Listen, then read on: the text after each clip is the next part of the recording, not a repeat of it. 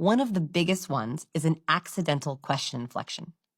A question inflection is when we go up at the end of our sentence, so it sounds like we're asking a question, even if we're actually using a statement. If we are listening to someone and we hear them accidentally use the question inflection, our brain goes from listening to scrutinizing.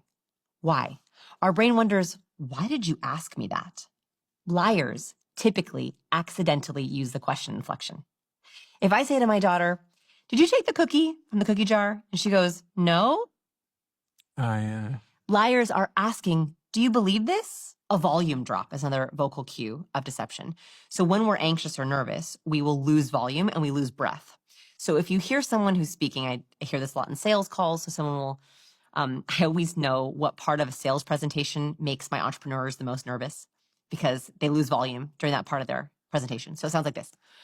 So let's move on to our team. So our founding partners are me, myself, Joe, Jimmy, and we all met at NYU. And we're going to now talk about, like, I'm making it obvious for you, but if you're listening for it, you'll hear where someone is like, they literally lost fuel. They literally lost breath. So a sudden drop in volume is a very interesting cue to like double click, like, what just happened there?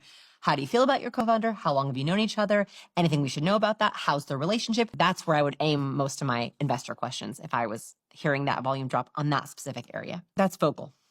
Nonverbal. So nonverbal, what you're looking for is where the verbal does not match the body. The biggest and most obvious one is when someone says yes, but shakes their head no, or says no, but shakes their head yes. This happens a lot if you ask someone, do you like the new girl?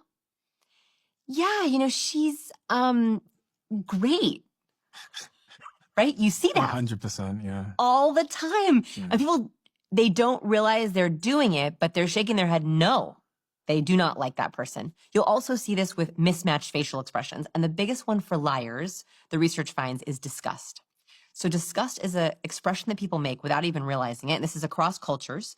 When we don't like something or when we smell something bad, we crinkle our nose up and we flash the upper whites of our teeth and we go, ugh, that. So you'll notice that liars typically feel dirty when they lie. So oftentimes they'll show disgust with themselves for lying. So you'll ask someone, so what do you think of the proposal? Yeah, it's really good. And they might even sniff. And so you'll see this activation here. By the way, no one does that naturally. Like, right, this is a very unnatural way to hold my face, but we do it when we feel disgusted. What I will do is I will share a proposal to someone. I will talk about something and I watch for any disgust. So I'll say, here's the plan for 2025. Here's what we're going to do. And if I see I know that team member or that person is like not that into it. And that's when I double click.